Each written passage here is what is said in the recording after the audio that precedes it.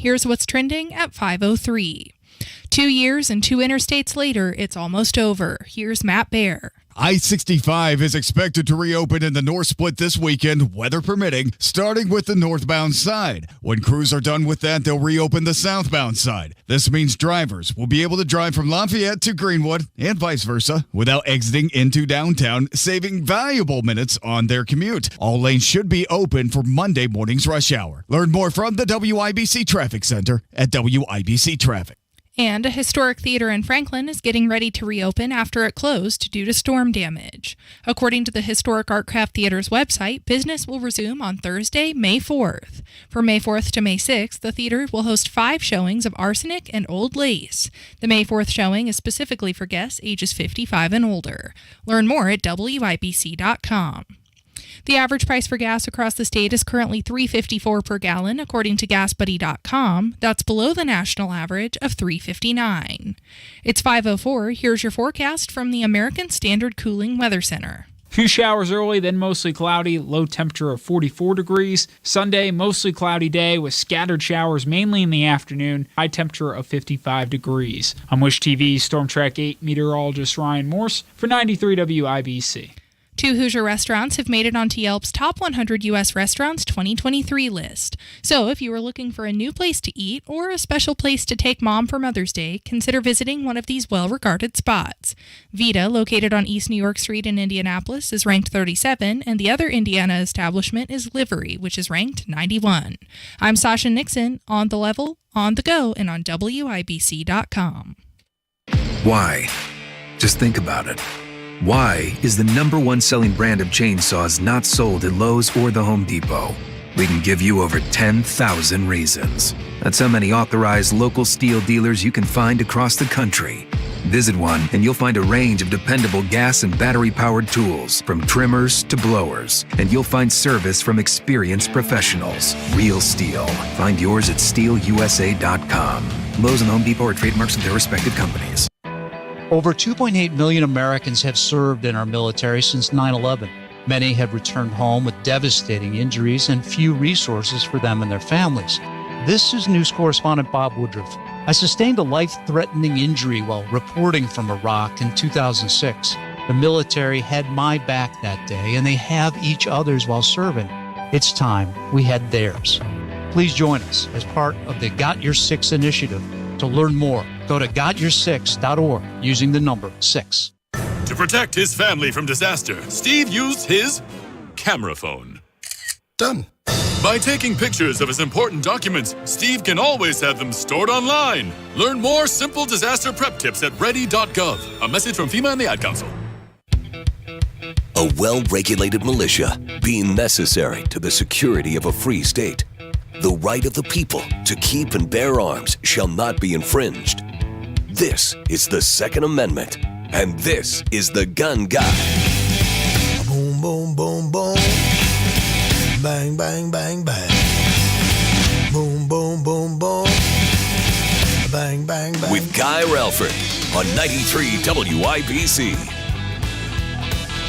Well, good afternoon and welcome to the Gun Guy Show here on 93 WIBC. We're glad you're with us on what turned out to be a pretty darn nice day. I saw the weather forecast going into today and originally thought it was going to rain all day. It was nice this morning, actually sunny this morning. Got some work done outside and came downtown, got ready to do radio. As I did, I regretted a little bit not riding the Harley down here. A bunch of motorcycles on the circle. And with the rain in the forecast, I wimped out and did not ride my down here, but a whole bunch of people had more courage than I did, and they're down here, which, by the way, reminds me, my favorite charity ride of the year.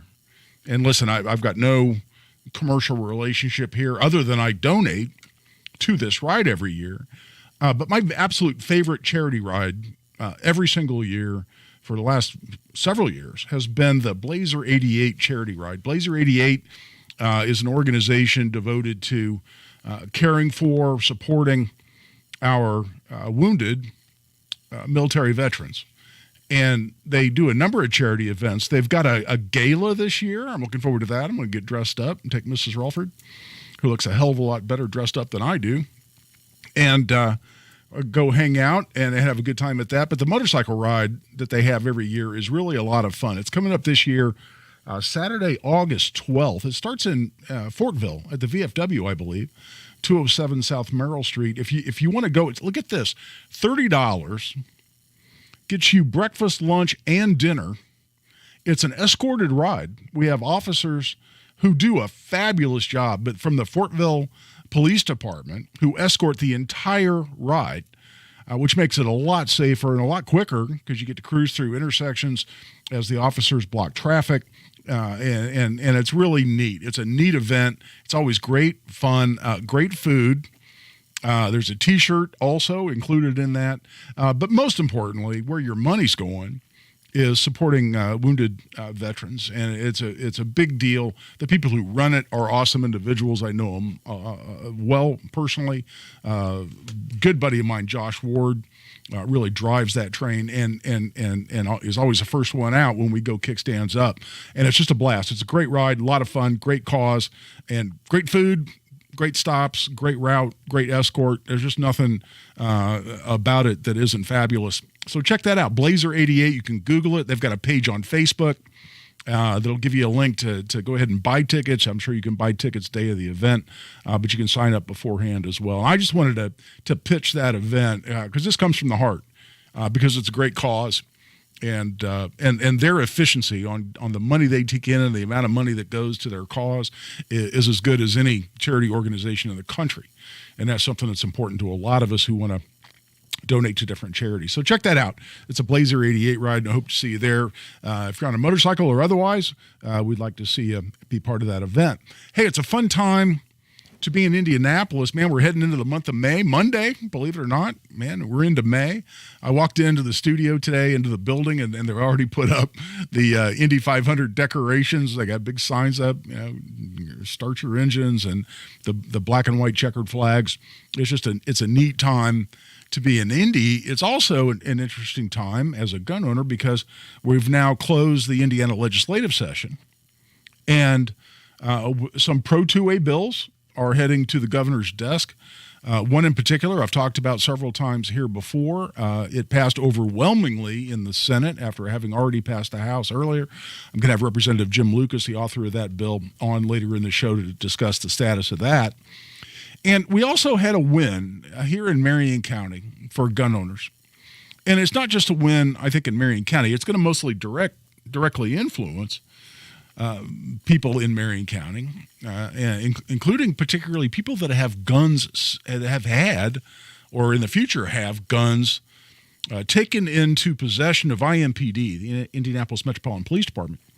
Because of some policies, and I've talked about this here on the show before, I'm going to get into it in more detail, but IMPD has had a policy where if a gun comes into the property room, it was taken into IMPD's custody for any reason. And that's the problem. For any reason, a gun goes into the IMPD property room. I've often joked, and it's not a funny joke, it's tongue-in-cheek. I've often said they should hang a sign over the property room door that says, "Ye guns who enter here, abandon all hope." Because it's damn near impossible to get a gun out of the property room at IMPD. Why? Because they've had this policy of any gun that comes in, doesn't matter the reason. You can have your car towed. Something as innocent as your parking meter is expired and you get your car towed. Or you could be the victim of a crime where you had a burglary or a break-in of your car. You're the victim of the crime, and the cops then catch the thief, or for whatever reason, they recover your gun. So the gun goes into the property room. That's your property. You're the victim of a crime. Guns obviously go into the property room because they could be evidence in criminal investigations or criminal prosecutions. But IMPD has had this policy for decades, literally decades and decades, that when the gun comes into the property room, that gun is tested for ballistics. That means they test fire it. They recover the projectile to do a microscopic analysis and photographs of that projectile. They recover the shell casing. And they do a microscopic analysis of the striker marks and the extraction marks. A full ballistic analysis, all that data, all those pictures, is then sent to the ATF database, the nickname for which is the Crime Guns Database. And that's all sent to ATF. And your information, even though potentially you were the victim of a crime, or your gun was simply in your car when your car was towed, or you could have been arrested on something totally unrelated to the gun. If you get an OWI, what a lot of people call a DUI, driving while intoxicated, right? You get pulled over for that. The gun is irrelevant to your OWI because the crime's actually called operating a vehicle while intoxicated. So let's say you get arrested for that. The gun is irrelevant to your prosecution. There's no additional charge because you had a gun in the car, not in Indiana. But they're going to impound your car. They're going to tow your car. And when the car gets towed, your gun goes to the property room. The gun is irrelevant to the criminal prosecution. But they will run all those same ballistics, even though the gun is not suspected in any way of being involved in a crime, they'll still run ballistics on every single gun. And in a great story done by Richard Essex, and Richard's going to join us here after this next break, he did an interview some time ago with Assistant Chief Chris Bailey. And Chris Bailey was asked the question, do you do with all this testing, and which, by the way, once the gun is released for whatever reason, it just goes into the queue. It gets in line. And there are thousands of guns in the property room. Eventually, it gets tested. And only once it's tested, then can you come down and claim your gun. There's another problem, which they also require proof of ownership, which is they want at least a copy of the original receipt. So if you inherited a gun, you bought a gun and didn't get a receipt because you bought it from a private individual, you bought a gun 30 years ago and didn't happen to keep the receipt the entire time, you can't get your gun back. But in this interview, and it's a great story, you can look it up on Wish TV's internet page, Richard Essex, great investigative reporter, I think the best in the business that we have here in Indy, asked IMPD Assistant Chief, hold on, you can't really be testing all of these guns. Processed down in the citizen service section or firearms section, entered into the system as property, and then at some point they make their way over to the crime lab. Go ahead. So for all guns? Yes. Now, if they're involved in a crime or not, they are processed? That's my understanding, yes. Mm-hmm. Do you have to have probable cause or a search warrant for those? Not that we know of. We went back and checked how long this has been going on. We went to a former employee who came on in 1973, and it was happening in the 1970s, and she worked another 30 years here and recently retired a couple of years ago. So all guns. And Richard asked a very poignant question, very relevant question. Wait a minute, isn't this a search? And if there's no evidence that the gun was used in a crime, it's not part of a criminal investigation, where's your probable cause? Where's your basis to conduct that search? Gather that information and send it to a database where that information on an innocent person's gun, could be a victim of a crime, is then stored in an ATF database that's supposed to be for guns involved in crimes. And you didn't hear much of an answer. Well, yeah, that's the way we've always done it. And do you need a warrant for that? Not that we know of. I'm sorry, you're the police, and you don't know when you need a warrant? Seriously. If there's anybody in this country who should know when you need a warrant, shouldn't it be the police? Not that we know of. Horrible answer. We're just going to take a break, and when we come back, we're going to have investigative reporter from Wish TV, Richard Essex, join us, talk about not only his show and his investigation, his story, but more importantly, based on his investigation, and by the way, he interviewed me. I had an extensive interview in that same story. He and I have been talking about this issue for some time. Based on what Wish TV did, their good work by Richard Essex, IMPD has now changed its policy. At least they've announced a change in the policy. What exactly that looks like, how that bears out in reality is something we'll have to see. But Richard Essex from Wish TV is going to join us here when we come back. Right now we're taking a break. This is Guy Relford on The Gun Guy Show on 93 WIBC. The pothole. Formed in colder months, tiny fissures are born. And in no time at all, they grow into big, gigantic tire killers. That's why you need Matt Baird Traffic. Watch out on Keystone Avenue. He'll guide you around these hidden monsters. Yeah, might as well call it a basement. And on to safer ground. You don't want to be in the far left lane. Mornings and afternoons on 93 WIBC. Guy Relford for Premier Arms, located in Brownsburg. Premier Arms has the largest and most diverse selection of new and used firearms in central Indiana, with over 1,500 firearms in stock, from pre-Civil War firearms all the way through modern Class 3 firearms as well. They have the best prices on new and used firearms with a knowledgeable, professional, and courteous sales staff. They're also Indiana's largest Benchmade knife stocking dealer, and I'm a big fan of Benchmade knives.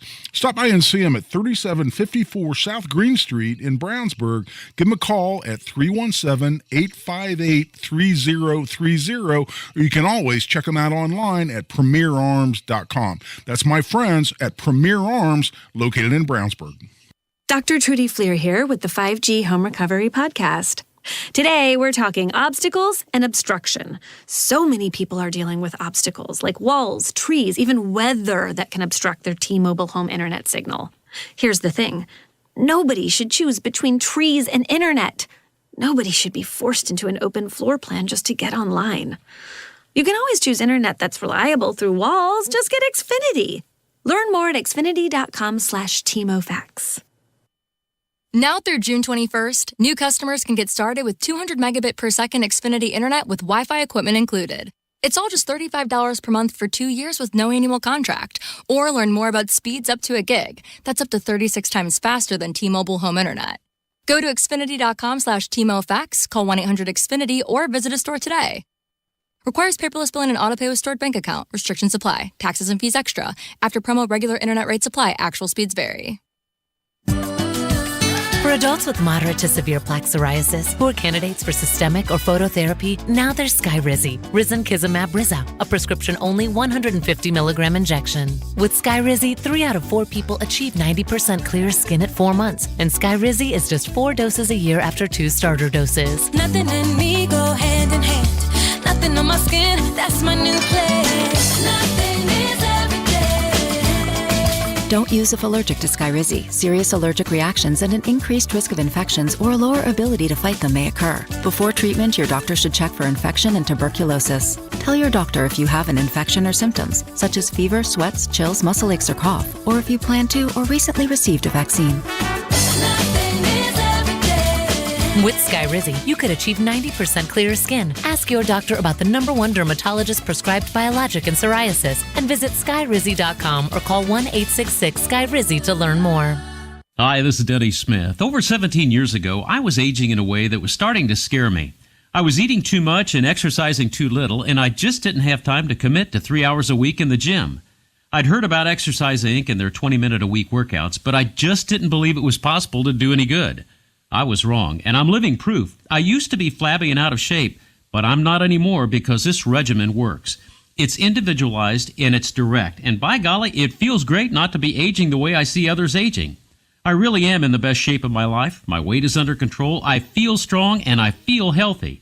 And listen, this is no kidding. It is hard work, but it's only 20 minutes a week. 17 years and counting, and you can do this too. And more importantly, you should do this. Pick up the phone and make the call for the free evaluation. 317-750-2219. 4 locations: Avon, Brownsburg, Greenwood, Zionsville, and coming soon in May to Fishers too.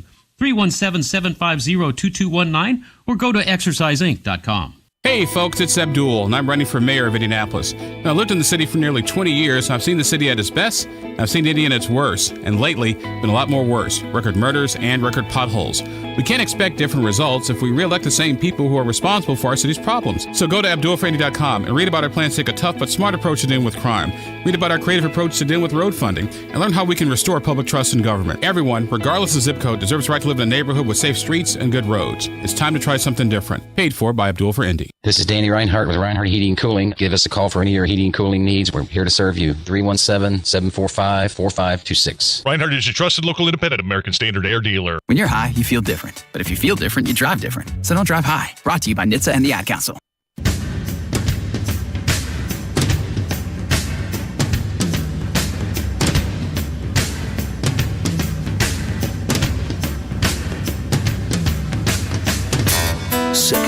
on the Second Amendment. This is The Gun Guy with Guy Relford on 93 WIBC.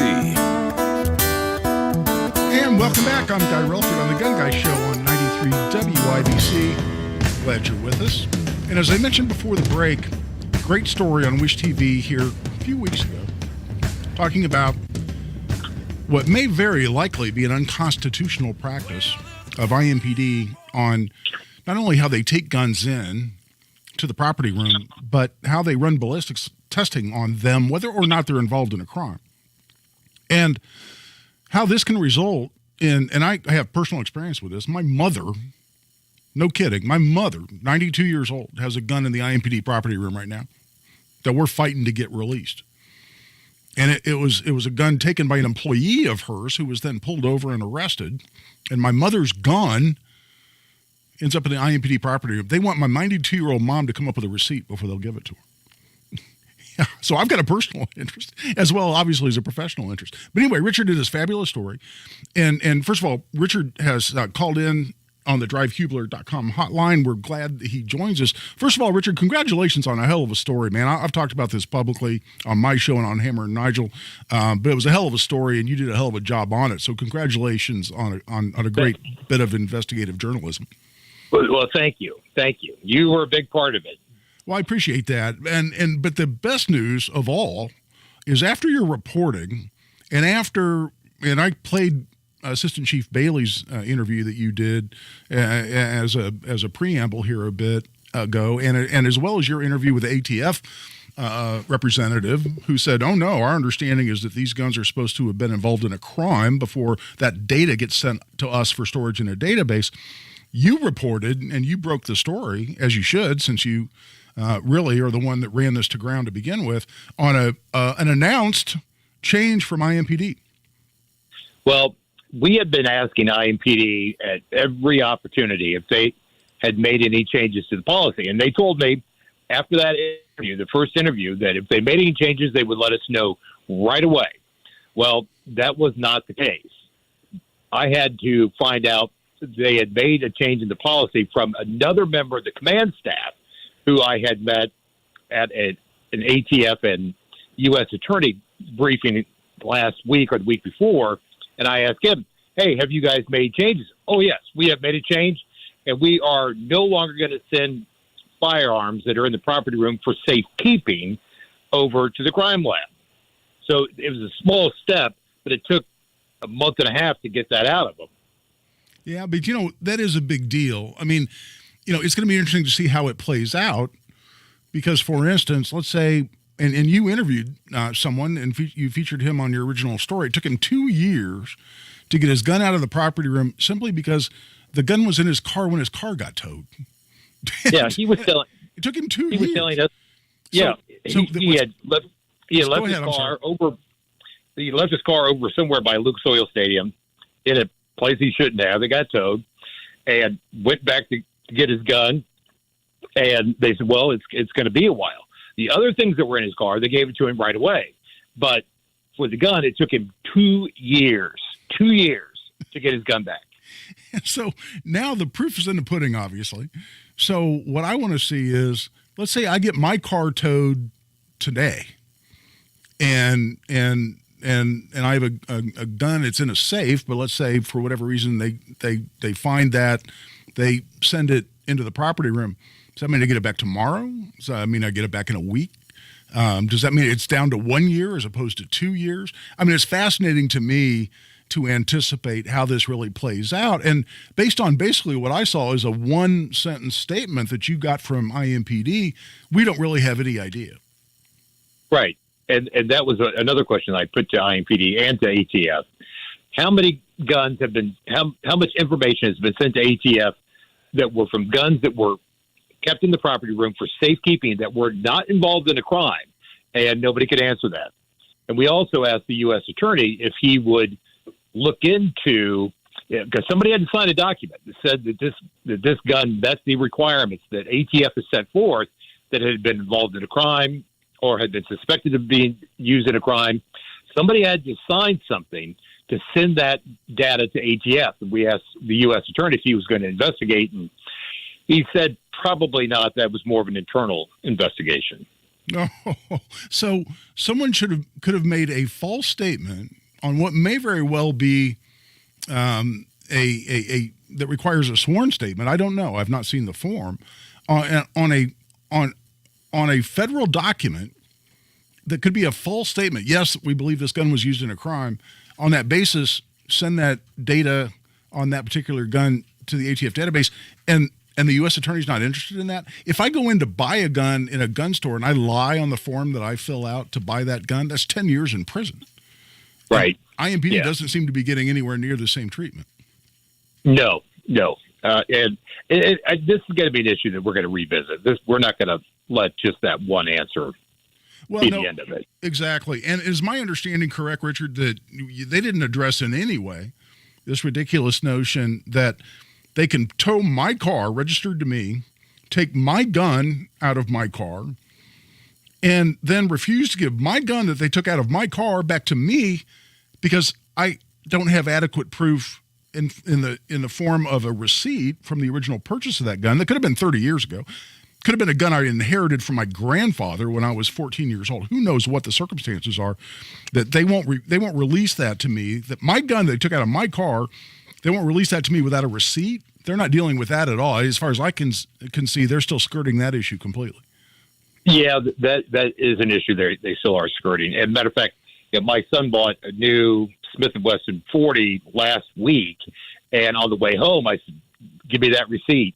And, I put it in a safekeeping area because you never know. He's, if his car gets towed or if he's if something happens to the car or whatever, we've got the receipt now. And all the firearms in our house, that's the only one that I've got an original receipt for. And that kind of makes me nervous. Yeah. Well, yeah, exactly right. I mean, I don't know exactly how many guns I own. I don't own nearly as many as some of my shooting buddies do, but it's an appreciable number. I bet I don't have a single receipt. If I do, you can count it on one hand. And I could have a burglary at my home, and they catch somebody that stole the exact guns that I reported stolen, and I can't get my gun because I don't have the original receipts. You know what? As you and I have talked about, I've already started putting together a class action lawsuit. And that included all the Fourth Amendment issues that you raised in your astute questioning of Assistant Chief Bailey about a total lack of any probable cause to do any kind of a search on somebody's gun that's not even involved in a crime, and they're still doing this. And it included all of that. Now, we're taking a second look on what exactly should be involved in this lawsuit because, oh, by the way, the fact that they fixed it now doesn't mean that all the people for the last 30 or 40 years who had their rights violated, 50 years, according to IMPD, that suddenly, any cause of action they might have that goes away because they fixed it after the fact. But we're reassessing exactly what that lawsuit should look like. But this idea that they can essentially steal my gun from me, and that's not a word I use lightly, and not turn it over to me because I can't prove, quote unquote, proof of ownership. That's something that still bears scrutiny. And one way or the other, my prediction is that we're going to force a change in that as well. Well, I know that some of the forums that I have been on and that you've been on also, that is a major, major issue for a lot of people. They have a gun that was taken out of their car and they can't get it back because they don't have that original receipt. And as far as I've been told, that's not right. It's the only way I can put that. Yeah, exactly. Well, listen, we're here at the bottom of the hour, but I wanted to have you on one because you were the one who ran this to ground. You're the one that forced this change in policy. But also, I just wanted to say thank you and congratulations because in my mind, and it's not just because this is a Second Amendment issue. It's obviously near and dear to my heart.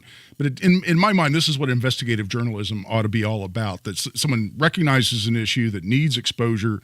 You did a great job investigating it, reporting it, and then you actually force change. And that's as good as it gets when we come to investigative journalism. So I just wanted to say thank you and congratulations for that as well. Well, thank you very much. It means a lot coming from you. Thank you. All right. Well, thanks so much. Richard Essex, Wish TV. Check him out. Best in the business. here in Indy. I wish we had more like him. Right now, we're at the bottom of the hour. We're taking a break. This is Guy Relford on the Gun Guy Show on 93 WIBC. Tony Katz. It's best, Mr. President, that you don't know what you're guilty of. It's best that you not know that these documents pertain to conversations regarding Ukraine, where your son was having business dealings and making millions of dollars, and now they, meaning the free and thinking world, can connect your classified document, the classified documents in your possession, to things that may exist on your son's laptop. Tony Katz, mornings 6 to 9 on 93 WIBC and WIBC.com. Where are your life's most important memories stored? In your basement, right? Cracks in your foundation and high humidity could mean water is coming in your basement, eventually causing flooding, and you'll lose all your precious photos and memories. Crossroads Foundation Repair travels all over the region, repairing foundations with the highest quality service. Call now and get a free sump pump with full basement waterproofing system. Read our 5-star reviews at crossroadsfoundationrepair.com and call 844-975-6735. Hey, this is Spencer Thompson at Thompson Furniture and Mattress in Columbus. Now through Monday, save big during our indoor-outdoor sale. Save 50% on Smith Brothers and Lazy Boy. Up to an extra 15% off Hollywood and Berlin Gardens outdoor furniture. And up to $300 off Sealy, Stearns & Foster, and Tempur-Pedic mattresses. Now through Monday, save on everything in the store only at Thompson Furniture and Mattress in Columbus with free delivery. Garage door problems? Call today for service today. Garage Doors of Indianapolis has been solving garage door problems for 33 years. Call today for service today. 875-4577. Garage Doors of Indianapolis services all makes of garage doors 24 hours a day, 7 days a week. Call today for service today. Get it fixed right now. Call Garage Doors of Indianapolis at 875-4577 or visit doorstoday.com. In the morning, call 875-4577. Service today. If your wedding anniversary is approaching, that means a visit to Barrington Jewels in Clearwater Crossing. You have to see the truly one-of-a-kind creations. You'll find unique anniversary bands and the finest watches, all at great prices with special financing available. Always shop Barrington Jewels first. Consider upgrading her diamond, a truly special way to show your love. Don't wait. Get to Barrington Jewels today. And remember, you haven't seen a diamond until you've seen a Barrington diamond. Visit Barrington Jewels today. This hour on 93 WIBC is powered by Reinhardt Heating and Cooling, your American Standard air dealer in Danville. I'm Joe Chiro. Several banks, including J.P. Morgan Chase, PNC, and Bank of America, are reported to be among those who plan to bid on failing First Republican Bank. Regulators are stepping in after First Republic revealed its deposits dropped 40% in the first quarter. Pennsylvania Congressman Scott Perry. There's obviously a policy problem here, and there's a management problem here, and it has cataclysmic effects. First Republic's deposits sank amid fears of a growing crisis after the seizure of Silicon Valley Bank last month. General Mills has issued a nationwide recall of bleached and unbleached flour after discovering salmonella in a bag. The company's recalling 2, 5, and 10-pound bags of its gold medal unbleached and bleached all-purpose flour with a better if used by date of March 27th, 2024 and March 28, 2024. America is listening to Fox News. AE Ammo is Greenwood's ammunition superstore. The largest variety in training, hunting, and self-defense ammo with the best prices locally guaranteed. Factory new 9mm FMJ ammo starting at $12 per 50-round box. Factory new 50-round boxes, $380 from $14.99 and $45 ACP from $18.99. And with the AE Ammo Customer Rewards Program, start earning points today towards money back to use on future purchases. Shop in-store or online at aeammo.com. You expect your home to protect everything you love, but you don't expect the ways water is breaking down your foundation and damaging your home. Cracks in walls and uneven floors are just a few signs your foundation is compromised. But there's one way to get answers to all your concerns. A free home inspection from Indiana Foundation Service. We put water back in its place. Get your free inspection at indianafoundation.com. It's JMV and spring is here at Sundown Gardens in Westfield. And right now, Sundown Gardens has 20% off all container shrubs and 20% off deciduous container trees and 25% off pottery fountains and statues. Enjoy the weather, save money, spruce up your yard, and shop Sundown Gardens. Ask about their loyalty program. Save money this week on container shrubs, deciduous container trees, pottery, fountains, and statues. That's Sundown Gardens, 186th Street, Spring Mill Road, sundown.gardens.com. Gilbert worked in retail and restaurant management for 14 years. It was time for a change. I recognized where I was at was vulnerable to the whims of the economy. Then he heard about My Computer Career. Gilbert went for it. In as little as 7 months, I got all of my certifications at a fraction of a cost for college. He became an IT pro in just months with zero experience at mycomputercareer.edu. I can work from anywhere. I have more time for my family as well. It's not rocket science. It's mycomputercareer.edu. This is one student's experience. Individual results vary.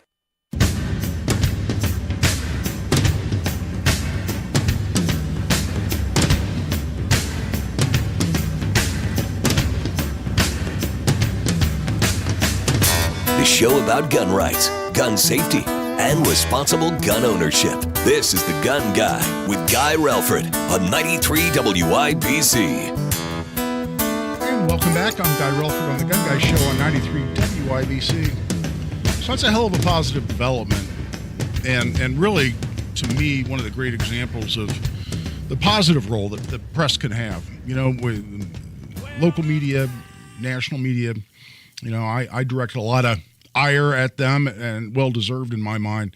But, man, when a member of the media does what Richard Essex did, and he sees a policy, and in this case a very anti-2A, and in my mind unconstitutional policy, goes after it with a really well-done, well-executed piece of investigative journalism, and actually forces change, forces a government entity to change direction, change policy, that's a big deal. And I could have easily reported on that story on my own, but I really wanted to have Richard on, one, because he gives a lot of great insight. Obviously, he's the guy who drove the issue, but also to say thanks and congratulations for exactly that reason. And along the same lines, we now have joining us on the drivehubler.com hotline Representative Jim Lucas, who also, as in most sessions anymore, has reason to be celebrated and congratulated, because we had another Pro 2A bill authored by Jim make it through the Indiana General Assembly and arrive on Governor Holcomb's desk. So, Jim, first of all, thanks for coming back, man. We always love it when you rejoin us here on the Gun Guy Show. Oh, Guy, thank you. The players are always mine, so thank you. Absolutely. So, House Bill 1177, and I've testified in favor of this. I testified in favor of it this year. Over in the House, I've testified in favor of different iterations of this over the last 2 or 3 sessions of the General Assembly. You finally got it done, man. You got it through both the House and the Senate. Overwhelmingly, I saw just last week, I think, in the Senate, like 41-8 or something. Yeah. It was fabulous. But let's talk about what this bill does. And it provides, and you jump in here, it's your bill, you wrote it. But it provides standardized curriculum and some funding to train teachers if and only if a local school district makes the decision to arm teachers in school. I get that about right? Yeah, sure. You nailed it. I mean, as with all gun rights legislation that you and I have been working on through the past decade, the misinformation being spread about this one is equal to, if not greater than, everything else we've worked on.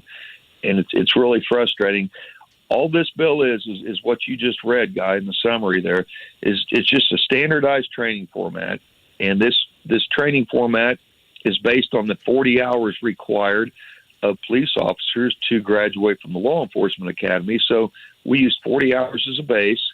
I worked with people that train police officers and have military background, you know, the people you would want to go to. And I said, hey, just design a 40-hour course where a teacher or staff member will at least have a chance in those last few seconds to be able to defend themselves. And I said, I'm not looking to make teachers or staff a SWAT team. It's purely defensive use only, you know, and a chance to save their life. And the thing is, the school corporation has to volunteer. They have to want this. And the teachers and staff, they as well have to volunteer and pass a psychological examination. And upon completion of the class, the state pays for it. Well, so let's talk about some of that disinformation, because, I've been to a lot of hearings on this bill over the last 3 or 4 years, certainly the last 3, because you've introduced it each time. And for instance, I've heard, well, this takes local control away from a school board, and the state now will determine if a particular school is going to have armed teachers or not. 100% not true. I mean, under existing law right now, Guy, and I know you know this, any school corporation out there in the state of Indiana can determine their own carry policy on school grounds. You might have a school corporation that says, hey, we recognize the Second Amendment rights of people, carry. But as we've seen now, the overwhelming majority don't want to for various reasons. But this is just a tool in the toolbox for those that might be interested in doing it. Okay, well, now, though, let's go to the next one, because I've heard this over and over. Let's say, okay, this now says that if my school district decides to arm teachers, I, as a teacher, and listen, I heard this over and over. I became a teacher because I wanted, to be a caretaker in the sense that I care about kids. I want to be there. I want to teach. I don't want to be a security guard. I don't want to carry a gun. And now because of this bill, I can be forced into carrying a gun when I don't want to carry a gun as a teacher.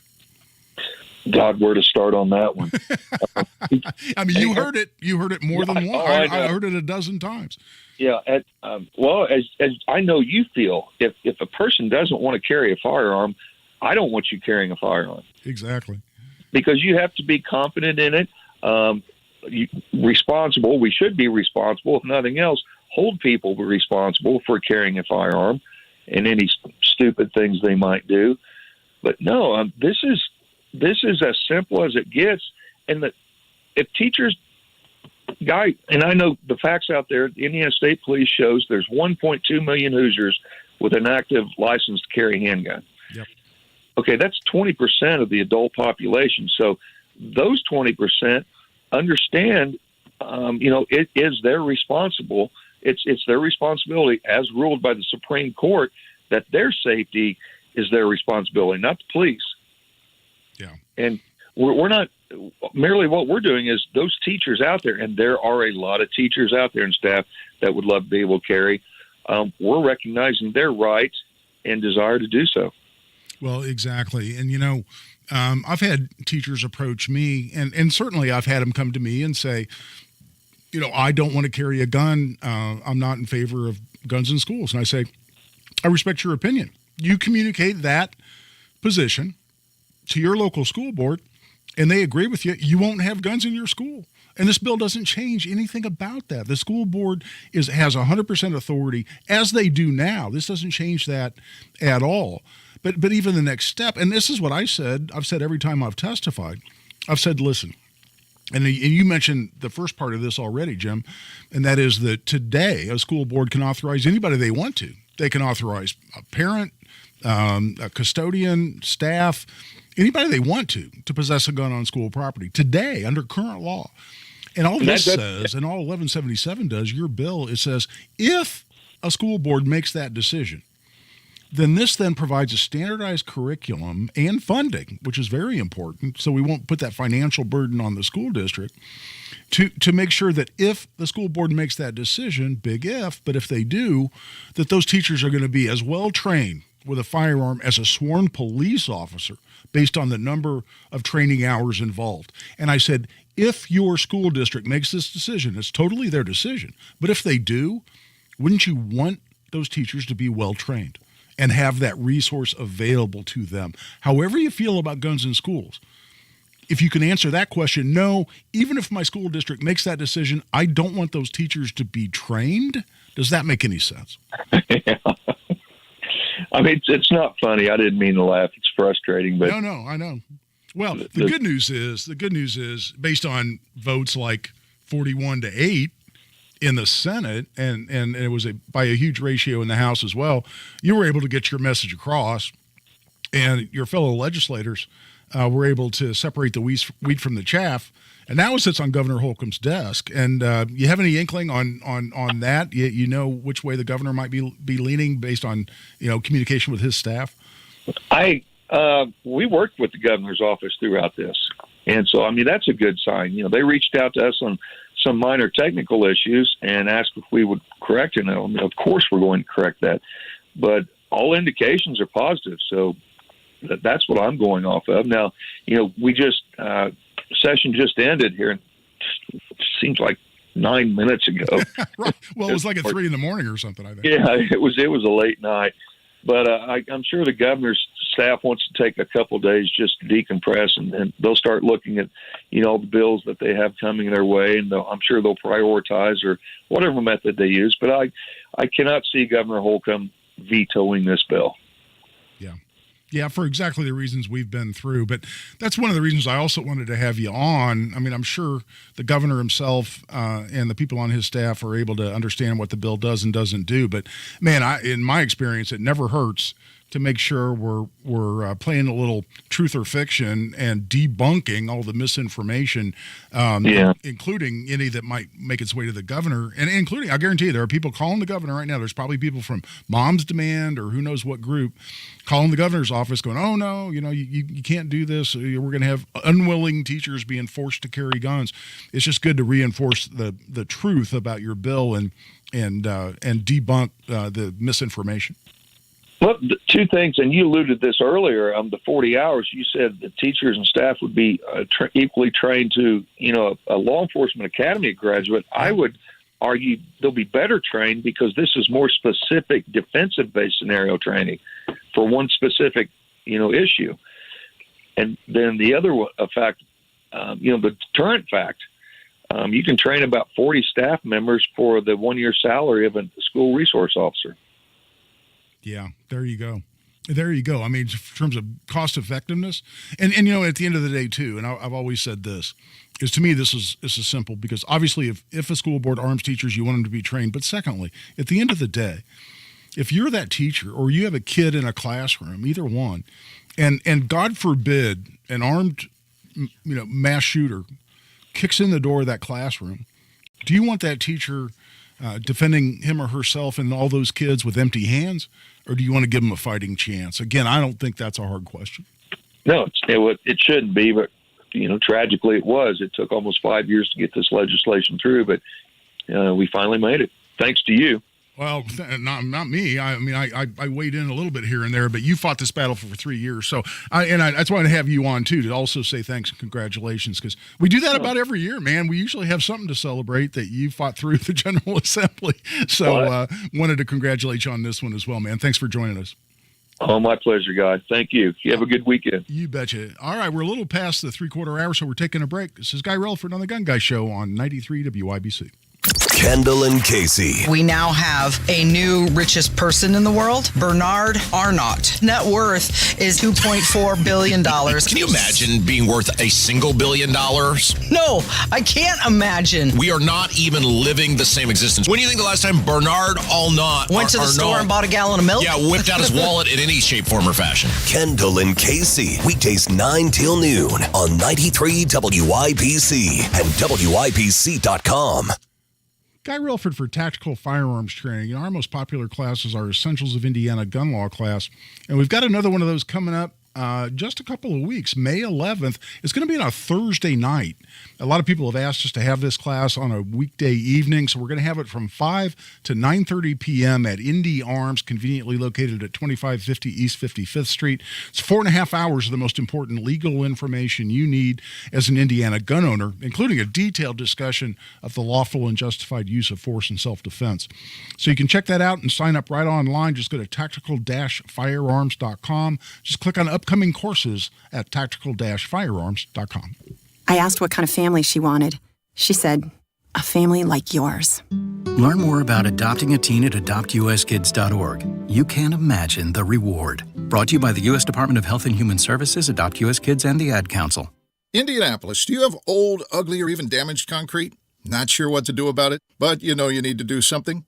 Well, you need to call Galaxy Concrete Coatings. This product is out of this world, and it's right here in Indianapolis. And just in time to give your concrete floors a transformation. Galaxy Concrete Coatings is 4 times stronger than epoxy. It's designed to not only work on your garage floor, but you can use it on driveways, walkways, around your pool or patio, commercial or residential. And it's UV resistant, which means it will not yellow. And even better, it can be ready to go in about 24 hours. Click on GalaxyConcreteCoatings.com or call 317-751-9070. Indy, you're ready for a transformation. Call Galaxy Concrete Coatings today, 317-751-9070. Galaxy Concrete Coatings. They are out of this world. Premier Deck Coating, the ultimate deck protection. Who are they? Well, they're a sister company of Rhino Shield, and Premier Deck Coating is the product you need if you're tired of applying the same old stain and paint every couple of years to your deck. It's Terry, Stacy, and David and I have a deck that's probably 25 years old. The countless hours and the money that we spend on maintaining that deck never ends. And then we heard about Premier Deck Coating, family-owned, based right here in Indy, and they are going to completely transform our deck with their special formulated product, which repels moisture, scratch resistant in virtually any color that we want, and backed by a 10-year guarantee. No more spending time staining or painting every year. Premier Deck Coating will keep our deck looking great for years to come. Premier Deck Coating can also do fences and pergolas too. For a free quote, call 317-696-4071 or visit premierdeckcoating.com. Are you paying too much for term life insurance? There's a tremendous price war in the term life industry. Rates have dropped dramatically in the past few years. For example, a man aged 45 non-smoker can get $1 million of coverage for $75 per month. Level rate for 10 years. Or a man aged 50 non-smoker can obtain $500,000 of coverage for a monthly premium of $110. Level rate for 20 years. That's right, guaranteed level rate for 20 years. If you're a smoker, we have great rates available for you as well. At Termbusters, we specialize in policies of $500,000 and above. If you're looking for a new or replacement term life insurance, call today for a quote. 800-786-9161. You're probably paying more than you should. Call 1-800-786-9161. Remember, 1-800-786-9161. Sample rate quotes based on preferred non-smoker rate class. Exam required to qualify. There's a lot of sexy content on the internet. And there's WIBC, full of faces meant for radio. Hammer and Nigel, Kendall and Casey. Okay, Casey could be on TV. Now streaming every day on YouTube. Go to youtube.com/WIBC.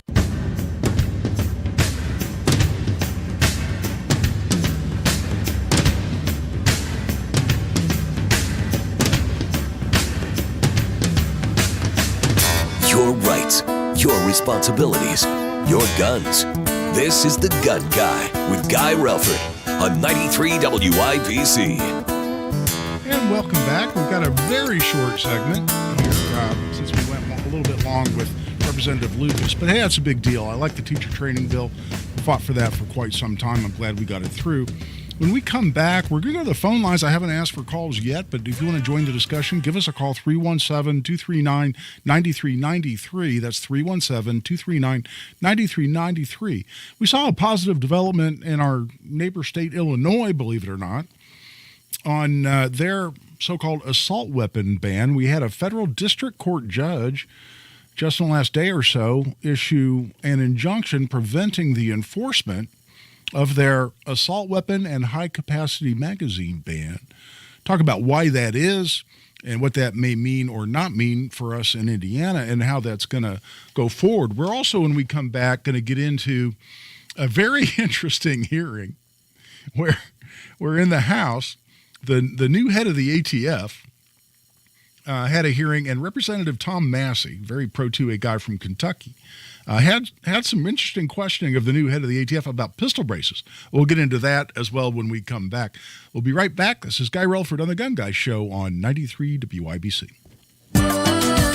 For adults with moderate to severe plaque psoriasis who are candidates for systemic or phototherapy, now there's Skyrizi, Risankizumab Rizza, a prescription-only 150 milligram injection. With Skyrizi, 3 out of 4 people achieve 90% clear skin at 4 months, and Skyrizi is just 4 doses a year after 2 starter doses. Nothing and me go hand in hand. Nothing on my skin, that's my new plan.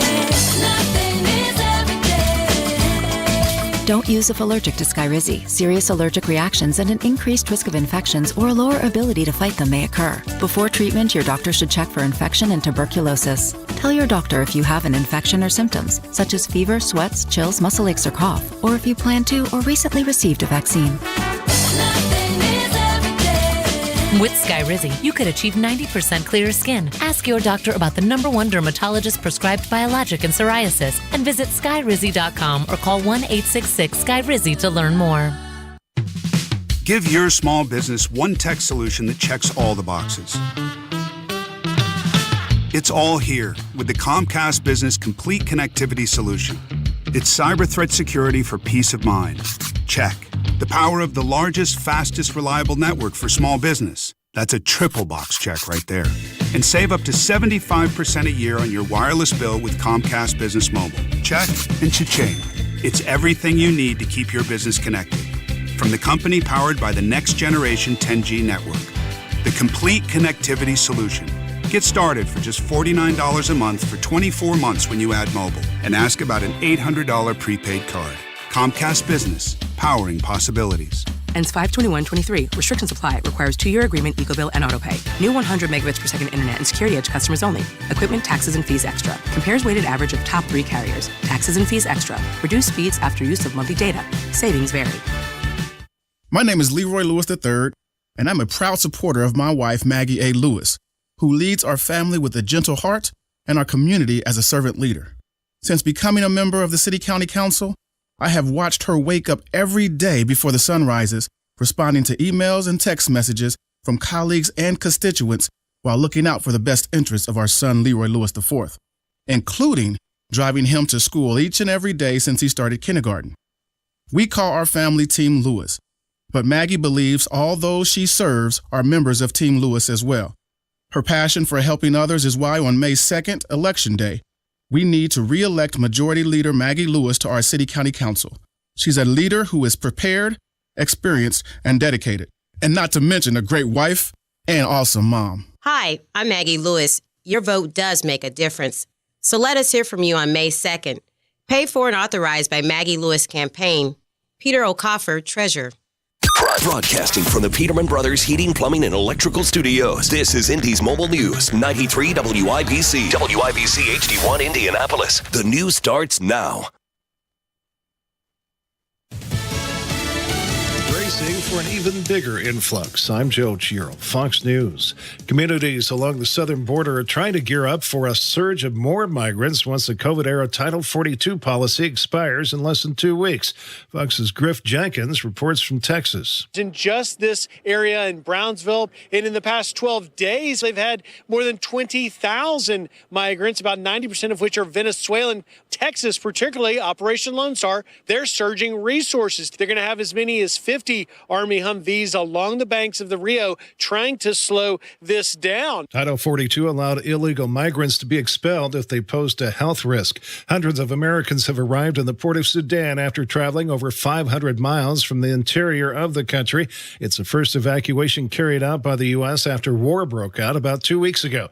The operation comes 6 days after U.S. Special Operations troops flew to Khartoum to rescue American embassy workers. About a half dozen banks are reported to be ready to submit bids to buy ailing First Republic Bank after an anticipated takeover by the FDIC. First Republic shares tanked this week after it announced a major reduction in deposits.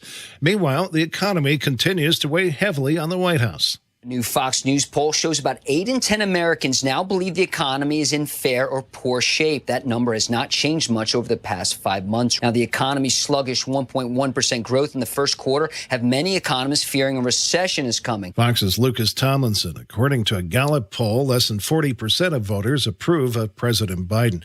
General Mills has announced a recall of its bleached and unbleached flour in 2, 5, and 10-pound bags with better if used by dates of either March 27 or 28 of 2024. The recall prompted after salmonella was discovered in a 5-pound bag. America is listening to Fox News.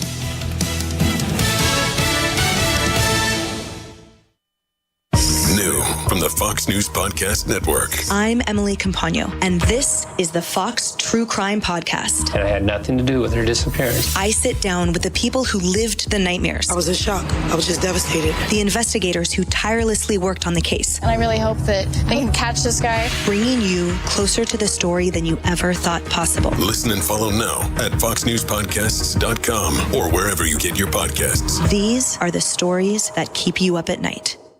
Artificial intelligence may be the technology of the future, but is it a threat to humanity? Or could it spark the next chapter of American innovation and dominance? Starting Monday, the Fox News Rundown podcast takes a closer look at the rise of AI. Each day on the podcast, we will be joined by experts, Fox News digital reporters, and special guests as we ask about the possibilities and dangers of AI. Listen and download at foxnewspodcasts.com or wherever you get your favorite podcasts. 93 WIBC Mobile News. On the level, on the go. It could reopen. Cloudy with some rain overnight, headed into a similar Sunday. I'm Sasha Nixon. Here's what's trending this hour. I-65 returns to Indiana's second busiest interchange and should be ready to go by Monday morning's rush hour. Here's Matt Baer. If the weather cooperates, crews will reopen northbound I-65 in the North Split this weekend, and when they're finished with that, reopen the southbound side. Some closures will remain in place until the end of May, like the southbound I-65 collector or local ramp. The North Split closed in spring of 2021 for a complete rebuild. Construction was supposed to be done at the end of last year, but supply chain issues delayed the reopening. Learn more from the WIBC Traffic Center at WIBC Traffic. I'm Matt Baer. And a historic theater in Franklin is getting ready to reopen after it closed due to storm damage. According to the Historic Art Craft Theater's website, business will resume on Thursday, May 4th. From May 4th to May 6th, the theater will host 5 showings of Arsenic and Old Lace. The May 4th showing is specifically for guests ages 55 and older. Learn more at WIBC.com. The Indiana Department of Transportation is encouraging you to take a walk on the wild side. The organization tweeted Friday, "Take the scenic route in Indiana to Clay County to check out over 100 exotic cats, learn about their species, and tour the grounds at Indiana's own Exotic Feline Rescue Center." The center is on East Ashboro Road in Center Point. On the level, on the go, and on WIBC.com. Now here's your forecast from the American Standard Cooling Weather Center. Few showers early, then mostly cloudy, low temperature of 44 degrees. Sunday, mostly cloudy day with scattered showers mainly in the afternoon, high temperature of 55 degrees. I'm Wish TV's Storm Track 8 meteorologist Ryan Morse for 93 WIBC. Why? Just think about it. Why is the #1 selling brand of chainsaws not sold at Lowe's or the Home Depot? We can give you over 10,000 reasons. That's how many authorized local steel dealers you can find across the country. Visit one and you'll find a range of dependable gas and battery-powered tools, from trimmers to blowers. And you'll find service from experienced professionals. Real STIHL. Find yours at stihlusa.com. Lowe's and Home Depot are trademarks of their respective companies. Hey, you got any gum? Yeah, check my backpack. What's this? Oh, that's naloxone. It can reverse an opioid overdose. I decided to always keep it on me after my friend almost died. It saved his life. Oh, wow. I'm so sorry. That makes me want to have it with me, too. You totally should. Check the pharmacy. It was actually really easy to get, and it's easy to use. I definitely will. Thanks. Naloxone saves lives. Learn more at cdc.gov/stop-overdose. It's JMV and save 20% off all container shrubs and 20% off deciduous container trees this week at Sundown Gardens, 186th Street and Spring Mill Road, sundowngardens.com. The Indianapolis Public Library. More than just books. Visit your local branch today. A well-regulated militia being necessary to the security of a free state. The right of the people to keep and bear arms shall not be infringed. This is the Second Amendment, and this is the Gun Guy. Boom, boom, boom, boom. Bang, bang, bang, bang. Boom, boom, boom, boom. Bang, bang, bang. With Guy Relford on 93 WIBC. And welcome back for hour number 2 of the Gun Guy Show here on 93 WIBC. Glad you're with us. We've got a number of people watching on YouTube. You can go to YouTube, search for 93 WIBC, and it'll come right up. and we're live streaming. I always kind of forget it's going to be on video. I don't necessarily dress for a public appearance when I'm on my way down here. I'm sitting here with a sleeveless shirt on just because it was nice outside earlier. But hey, it's springtime in Indiana, and it's radio, so what the hell? But you can join us at YouTube. If you go to the WIBC Facebook page, I believe producer Carl's got a link on there as well. So I'm not a whole lot to look at, but if you want to watch video as well as listen, we invite you to do that as well. Positive news out of Illinois, and that is that a federal district court judge, and let's talk about how the federal system works. And because obviously in any given state, Indiana, Illinois, you name it, you've got a state court system. So the trial courts, as we call them, in the state court system, are based at the county level. And then if you have an appeal in Indiana, it goes up to the Indiana Court of Appeals. And there are several panels, 3-judge panels, that have responsibility for the whole state. And when an appeal goes up from a particular county, it gets assigned to a appellate panel, 3 judges, and it goes from there. You can then appeal that to the Indiana Supreme Court, what we call a petition for transfer. You're trying to have the case transferred from the Court of Appeals to the Supreme Court. And the Supreme Court in Indiana takes very few cases. That most cases are just discretionary. They can take it or not take it, just like the U.S. Supreme Court. And if they take it, okay, then the Court of Appeals decision is vacated and the Supreme Court issues its decision. In the federal system, each state is divided into districts. Some districts, like North Dakota, is just one district, federal district that includes the entire state. Other much larger states, like California, New York, they're divided into a whole bunch of districts. Indiana has 2 federal districts, the Northern District and the Southern District. Indiana is actually in the Southern District of Indiana. If you lose a case in the trial court at the district court level, and again, just like a county court at the state level, in the federal system, a district court, that's a trial court. It's a criminal case. You're going to go have a trial and have a jury in a criminal case. In a lot of cases, if you request one, if it's eligible for a jury trial and a jury finds you guilty, then you can appeal it. Appeal then goes to the Circuit Court of Appeals. And we have a number of federal circuits, 11, I believe. Maybe 12. That's crazy. I should know that. I've only been a lawyer for 40 years. But we have a number of federal circuits. Each circuit is responsible for a number of states. And so a district court result that you want to appeal to the Court of Appeals in the federal system goes to the Circuit Court of Appeals that's responsible for several states. A lot of us are going to be watching what happens with development in Illinois at a district court level because Indiana, like Illinois, is in the 7th Judicial Circuit in the federal system. So a decision out of the 7th Circuit, which is the particular circuit we're talking about for Indiana and Illinois and a couple of other states, would be binding on the trial courts in Indiana, as well as Illinois and the other states in the 7th Circuit. A lot of times people get confused about that. They'll see a decision, for instance, the Circuit Court of Appeals for the 5th Circuit found the bump stocks, back up. The bump stock ban to be unenforceable. And so you saw a whole people on social media, a federal court has ruled it's unenforceable, it's non-binding, and you can have a bump stock if you want one.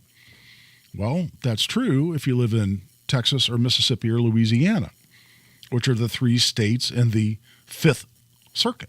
Unfortunately, there are 3 other circuits that cover a hell of a lot more states that have actually upheld the bump stock ban. And that's why we'll get into this when we talk about the so-called pistol brace ban or pistol brace new rule from ATF. People say, well, a court's going to enjoin this any day now. They're going to issue an injunction and it won't be enforceable. Well, that's great if you're in the district that makes that ruling. Well, but then they'll appeal it and then the appeals court will agree. Well, that's great if it gets appealed to a circuit that your state's in. And just like the bump stock ban, which, by the way, we've been litigating now, and I've had bump stock cases. I had a bump stock case thrown out in the Northern District of Indiana. We've been litigating bump stocks for over 4 years. Supreme Court hasn't ruled. So in Indiana right now, are bump stocks legal or not? Well, no court that has jurisdiction over Indiana has ruled that it's not enforceable, either that it's unconstitutional or not enforceable for any other reason. So a bump stock in Indiana will still get you prosecuted, arrested, if the U.S. Attorney's Office, what we call prosecutors in the federal system, if the U.S. Attorney decides to prosecute you, they still can in Indiana and a multitude of other states. In fact, every state that's not Louisiana, Mississippi, or Texas that are in the Fifth Circuit. So you see how it works. And people, for instance, we talk about the litigation over the pistol brace ban. I'm going to talk more about pistol braces later in the show. And they'll say, a court's going to enjoin this any minute. Again, it's going to be piecemeal. Some courts are going to uphold it, just like they've upheld the bump stock ban. Other courts are going to say it's unenforceable or unconstitutional. Great. But until the Supreme Court or an appellate court with jurisdiction over your state rules the way you want them to, it's an unresolved issue. It's an open issue, just like bump stocks are still unresolved. So anybody that thinks that the courts are going to resolve the pistol brace issue based on the new ruling from ATF, it says if you have a pistol brace on your former pistol, it makes it a short-barreled rifle, and you either need to register it as an SBR or face 10 years in federal prison.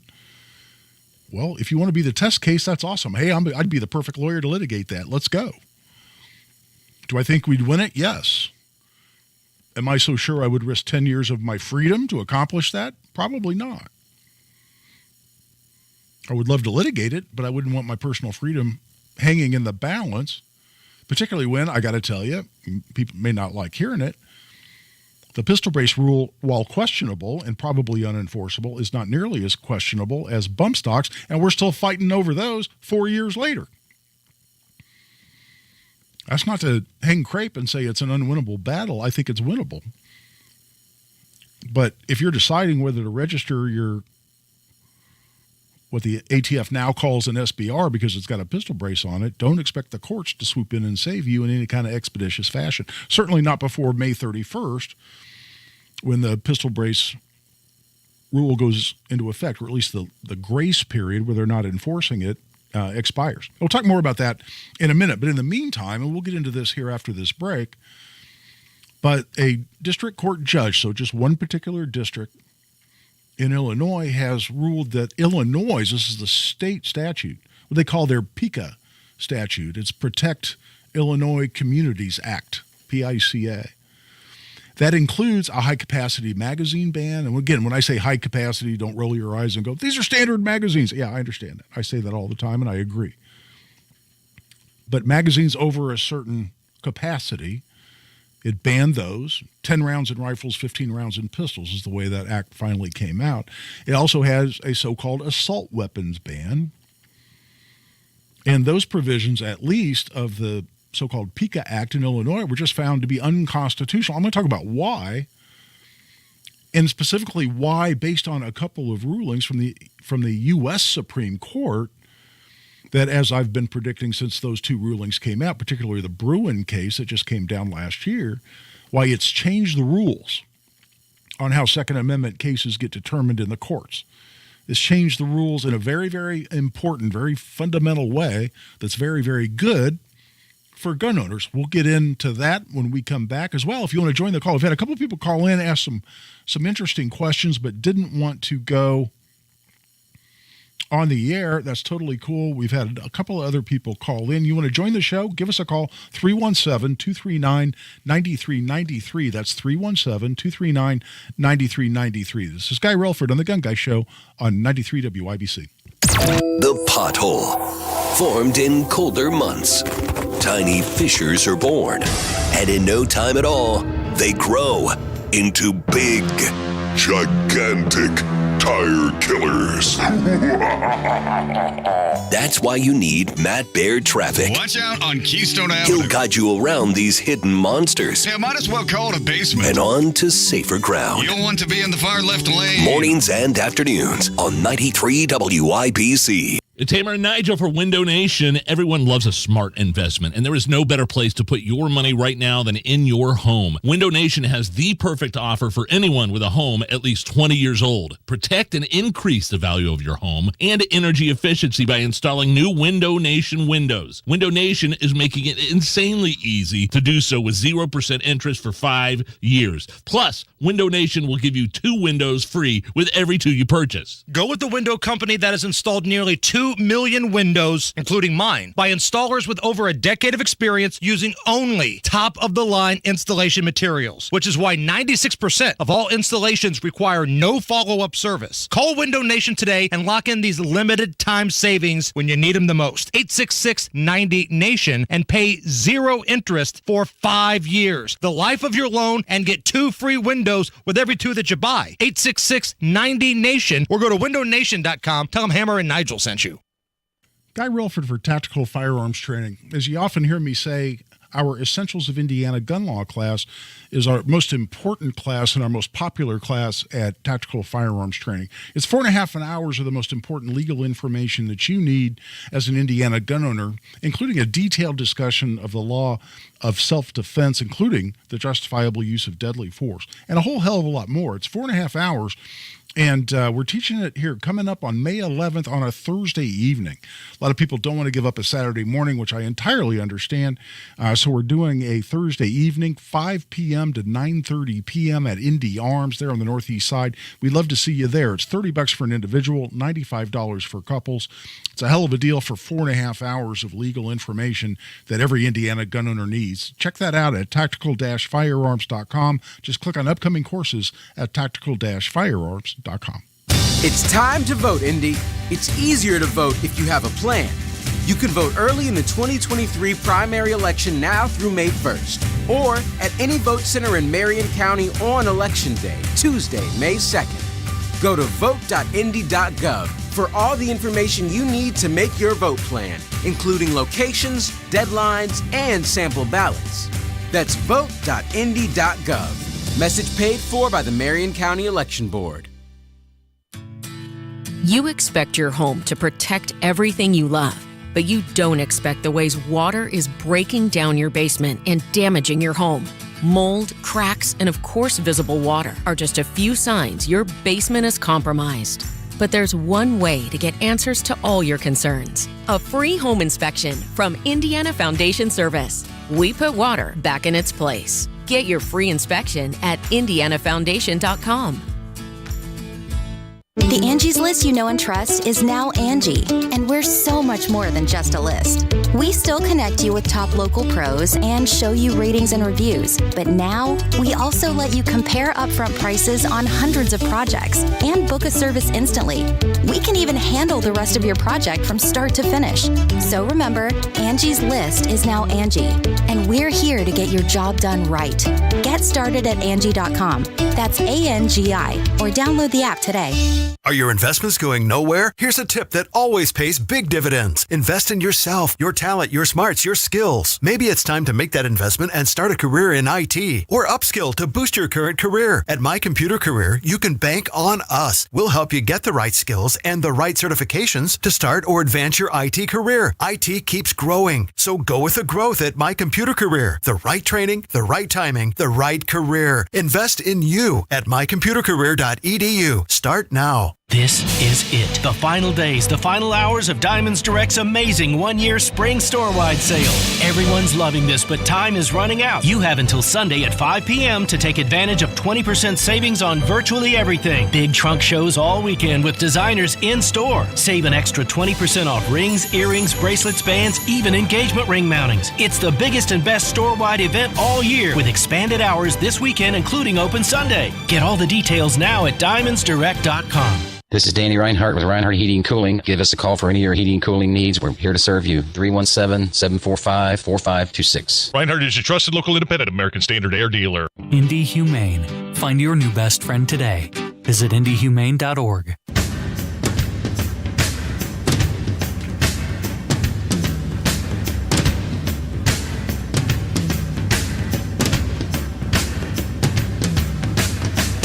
Now you've got a gun guy. Guy Relford. on 93 WIBC. And welcome back. I'm Guy Relford for 93 WIBC here on the Gun Guy Show.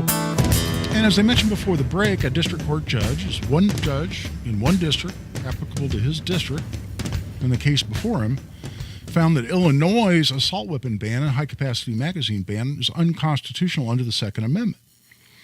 And this isn't a surprise, even though it's Illinois, although a couple of other district courts apparently have reached the opposite conclusion, more like you'd expect in Illinois.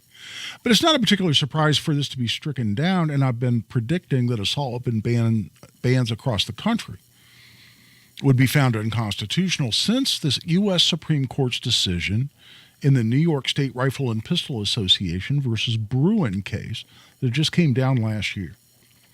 And when you're looking at constitutionality, which is what we're talking about here, two cases you really need to be focused on in the context of the Second Amendment. One is the Heller case from 2008. And in that case, the Supreme Court struck down a Washington, D.C. ban on handguns. And also had a storage requirement that required you to make your gun inoperable, even in your own home. And it had some other elements to it. But it essentially was a handgun ban. And how that worked is they said, well, you can't own a handgun, not carry, own. You can't possess a handgun in D.C. unless you get a license from the authorities in D.C. And they simply didn't issue licenses for pistols. So you couldn't get a license to own a pistol in D.C. Well, therefore, it was a ban. That was found to be unconstitutional. And in doing so, the Supreme Court resolved a fundamental issue that had never been resolved by the Supreme Court before, and there was a huge debate over this. In fact, it was a 5-4 decision. We gun owners won that decision by one vote because the foundational issue was whether the Second Amendment even confers or protects an individual right at all. Because 4 justices and a lot of judges across the country and a lot of anti-Second Amendment gun control advocates have been arguing for generations that because the Second Amendment starts out a well-regulated militia being necessary for the security of a free state, that if you weren't in a militia, a state-organized military unit, today it'd be the National Guard, if you weren't in the National Guard, the Second Amendment does nothing for you. So huge issue. If the Supreme Court, and again, we only won on that issue by one vote, if the Supreme Court had agreed with that position, if you're not in the National Guard, you have no right protected under the Second Amendment. That's why a lot of us were on pins and needles as that case was argued and as the Supreme Court was formulating its decision. But we won on that issue. Then it turned to the issue of, well, okay, what arms are protected? It says the right of the people to keep and bear arms. What are we talking about? In its decision there, it said those arms, and that, by the way, just does not just include firearms. For instance, magazines, something essential and incidental to the ownership of a firearm, are considered arms. Ammunition, arms. So it's not just guns or weapons themselves, but those arms commonly used for lawful purposes by United States citizens, commonly used for lawful purposes. So a lot of us got pretty excited about that. Now, there's some verbiage in there, what we call dicta, which is some extra language, and arguably it's part of the essential holding as well. It said, well, we're going to say that because handguns certainly are commonly used for lawful purposes, including self-defense in the home and outside the home, that handguns are protected by the Second Amendment. They didn't reach any other form of arms, any other firearms, any other weapons. They just said handguns are protected because they're commonly used for lawful purposes. That was a new test formulated by Heller in 2008. It went on to say that they were not deciding the constitutionality of, quote-unquote, unusually dangerous arms. And I don't know what unusually dangerous means. I mean, a firearm, I don't care what firearm, is probably going to be capable of hurting you badly, if not killing you. So they're all dangerous to some degree. That because they're designed to be dangerous. If they weren't dangerous, they wouldn't be much good for self-defense, for hunting, for any other lawful purpose. So I never have known what unusually dangerous means, but a lot of courts across the country have hung up on that language or relied on that language to say, oh, well, gosh, clearly an AR-15 with high velocity. They always want to talk about an AR-15 like it's a 50 BMG, like it's a super high velocity sniper rifle. When in fact, anybody who knows anything about firearms knows is considered a firearm with an intermediate effect. It's not high velocity. There are a lot of rifles out there I would call high velocity. A 5.56 or a 2.23, I would not include in that category. In terms of the ultimate energy created by that firearm, but I won't get into the ballistic discussion. But a lot of courts have said, oh, well, it's clearly unusually dangerous because of the magazine capacity, the velocity of the projectile that it expels. Unusually dangerous, so they're not protected and you can ban them if you want to. But then we had the Bruin case that just came down last year. Because what the Bruin case did is it changes the test that courts have to now apply to determine the constitutionality of some provision of gun control. And they say the test is not based on any kind of a balancing in terms of, well, how badly does this infringe on someone's constitutional right, balanced against some compelling state interest like, say, keeping people safe. Well, the state has this compelling governmental interest in keeping people safe, so a little bit of infringement is okay. Was really how that balancing test came out, and there's a lot more to it. I won't bore you with the additional details. And the Supreme Court in the Bruin case just last year threw out any form of balancing or any determination of what level of scrutiny we should apply based on the degree of infringement. And said, no, it either infringes or it doesn't. And how you determine that in any given case, looking at any given gun control provision, is based purely on text, history, and tradition. What does that mean? The text of the constitutional protection we're talking about. So we're talking about the words of the Second Amendment and what it means. Well, the Heller case told us a lot about what the words mean. But then history and tradition. In other words, historically, what kind of regulation in that area have the courts allowed? How many have been accepted over generations, over long periods of time, as part of the American culture? Something like requiring a handgun license. You and I may disagree, I should say, on this. But courts are probably going to say, well, some restriction on the carrying of concealed firearms has been allowed since the days of the ratification of the Constitution, including some state constitutions that were written at the time of the formation of the country. Talked about the right to bear arms shall be protected, although the state may regulate to some degree the carrying of concealed firearms. So some licensing requirement, even though now 26 states have gone to constitutional carry, it's probably not a winning argument to say that it's unconstitutional for a state to have a handgun license and require a handgun license. Now, a may issue system, this is the actual system that was challenged in the Bruin case, where some bureaucrat gets to scratch their chin and say, no, you don't have enough need to exercise that right. That's unconstitutional. But a shall issue system like Indiana had and still has, but had even before constitutional carry, has been upheld. So, text, history, and tradition. There's no support for the idea that a so-called assault weapon ban, taking a particular class of firearms and saying, that whole class of firearms is illegal when they're as commonly used, commonly owned for lawful purposes as something like an AR-15 or an AK-47. There's no historical support for that. Zero. And that's why when I saw the new test that Bruin defines, I said, oh man, high-capacity magazine bans, doomed. Assault weapon ban, I always want to quote Animal House, dead man. Right? Over. Well, that's the exact analysis that one district court judge has applied as to an assault weapon ban now in Illinois. What gets interesting, and again, a couple of other districts have ruled the opposite way. What gets interesting now is whether that gets appealed to the 7th Circuit. Indiana's in the 7th Circuit. We've never had any serious consideration of an assault weapon ban in the Indiana General Assembly. I'm pretty convinced that I won't see one. We get them introduced every year. But in terms of having any traction, having any likelihood of getting passed, I don't think I'll see that on my lifetime. But I'm a pretty old guy.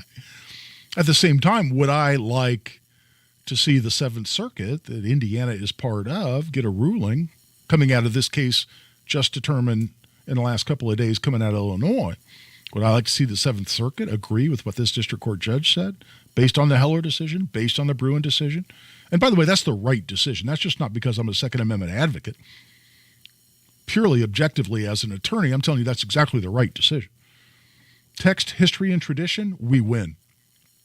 This wacky balancing test is a little bit of infringement's okay as long as there's a compelling state interest. That's where there's way too much wiggle room for courts to uphold things like that. Would I like to see that? Oh, hell yes. Because that's right there in our neighboring state, and it would go up to the same circuit that Indiana's in.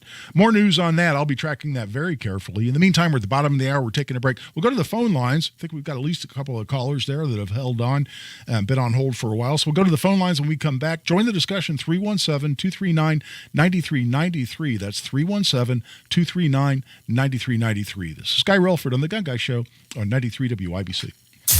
Hammer and Nigel. Greased up naked Florida man, 2 counts of burglary, 3 counts of battery on a law enforcement officer, so he fought with police. But the fact there was battery on an officer and resisting arrest means that one of those brave police officers in Florida had to fight this naked lunatic. And he's got things swinging and flying, and he's greased up too. Hammer and Nigel, weekdays 3 till 7 on 93 WIBC and WIBC.com. Indianapolis, do you have old, ugly, or even damaged concrete? Not sure what to do about it, but you know you need to do something?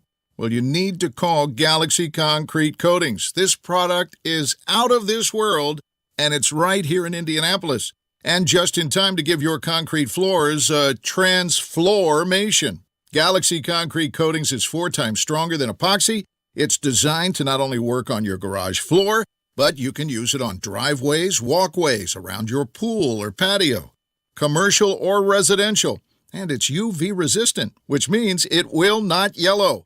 And even better, it can be ready to go in about 24 hours. Click on GalaxyConcreteCoatings.com or call 317-751-9070. Indy, you're ready for a transformation. Call Galaxy Concrete Coatings today, 317-751-9070. Galaxy Concrete Coatings. They are out of this world.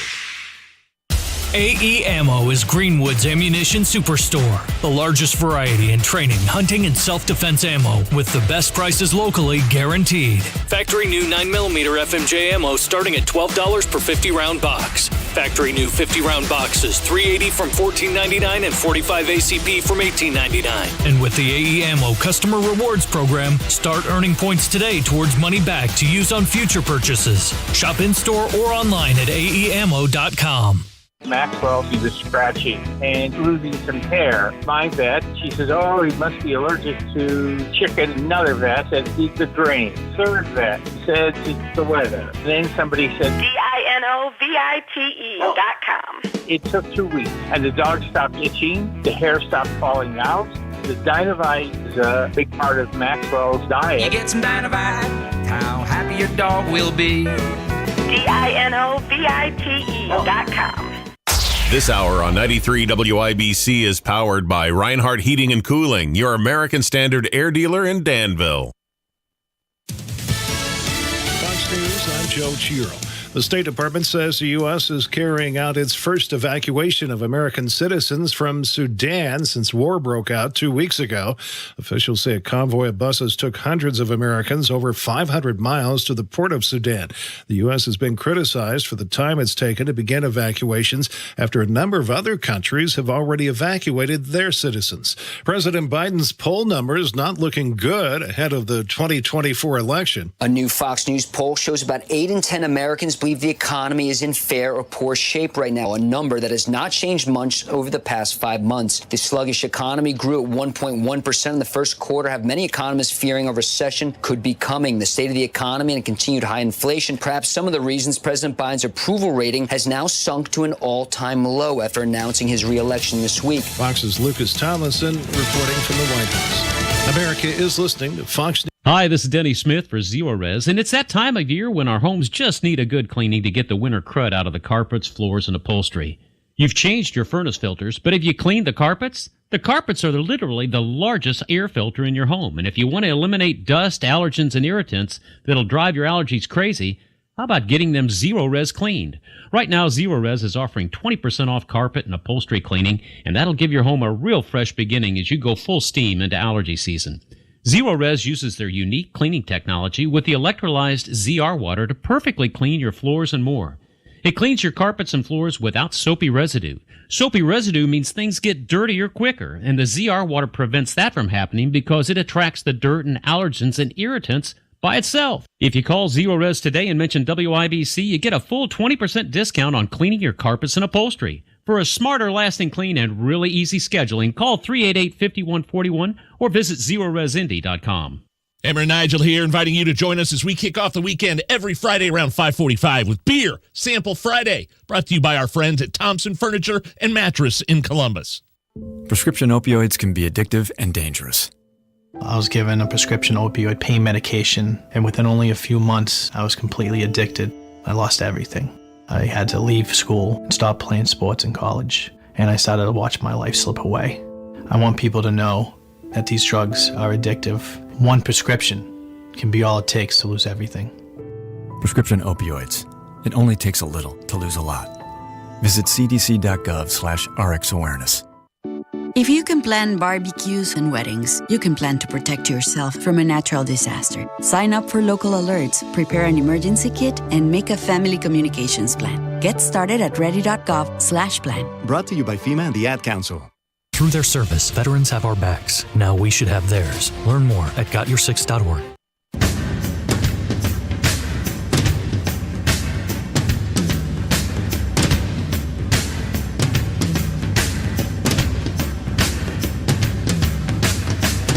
Show about gun rights, gun safety, and responsible gun ownership. This is The Gun Guy with Guy Relford on 93 WIBC.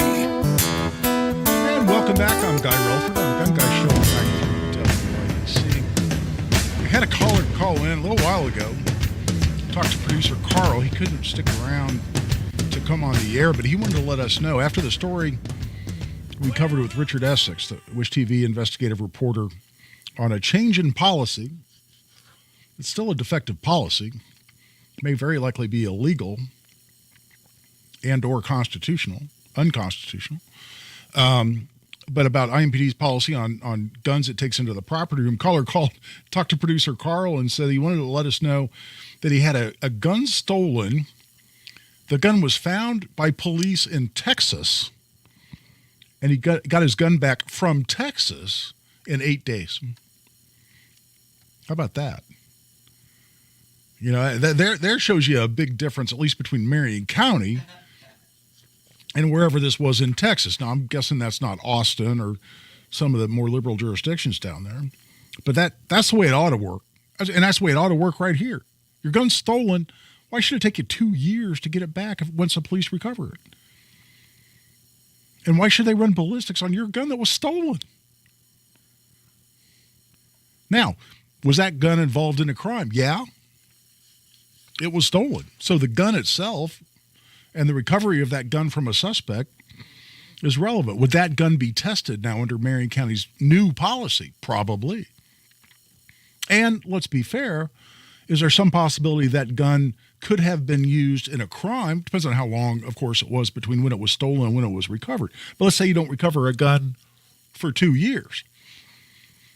Is it plausible that that gun was used in a crime by the bad guy who stole the gun, or whoever that bad guy may have sold it to, transferred it to, traded for, a pocket full of crack cocaine, who knows what? But my point in all of that is that's how it ought to work. And thanks for calling in and talking to Carl about that, because that's exactly how the system ought to work. In the meantime, as I said, let's go to the phone lines. And Adam has been on hold forever. Adam, thanks for your patience. And what do you got for us here on the Gun Guy Show? Oh, me? Yep. Hi. I'm sorry. I just read where there's a bill in Illinois that wants to make possession of body armor a crime. You can only have it in your possession, in your property, and you have to register it. You say, Adam, this is in Illinois. You've seen this? Yes. Okay. Yeah. No. Interesting question. And Indiana has a statute. I haven't looked at this in forever. And so somebody call in and correct me if I'm wrong on this. My recollection is the Indiana law is that if you commit a crime while wearing body armor, then wearing the body armor is either a secondary crime or it enhances the penalty for whatever it is, crime that you committed to begin with. Illinois, and I've not seen this legislation, it doesn't surprise me given the fact it's Illinois, Adam is saying they're making possession of body armor at all a crime. Adam wants to know how I feel about that. Well, that's an interesting question, because the first question is body armor even protected by the Second Amendment? Is body armor an arm? When it comes to the right to keep and bear arms, is body armor an arm? Now, a magazine, yeah. Something incidental to a firearm that allows the operation of the firearm, yeah, that's all protected, as well as arms themselves. Is body armor an arm? A weapon? Well, I don't know. I've got some soft body armor. I've got some ceramic plates and a plate carrier. My ceramic plates weigh about 8 pounds apiece. I'm pretty sure I could pummel somebody to death with an 8-pound ceramic plate. That doesn't make it a weapon. So is it an arm that's even protected by the Second Amendment at all? I'll tell you what, I could see a reasonable decision, as stupid as I think it is, to ban it when it's purely defensive. Right? I mean, it's purely protective. Why would you make that illegal? Doesn't make a lot of sense to me, but you know where this comes from. There was a lot of, I'm almost certain that California would have banned body armor. Remember the LA shootout after the bank robbery? And man, this was all on, not about all, but a bunch of it was on video. And guys went in and robbed a bank, and they had automatic AK-47s, as I recall, and they had all kinds of body armor. They had armored helmets. They had armor covering their legs. They had armor covering their front and back and sides. And they got into a huge shootout with police. It went on forever.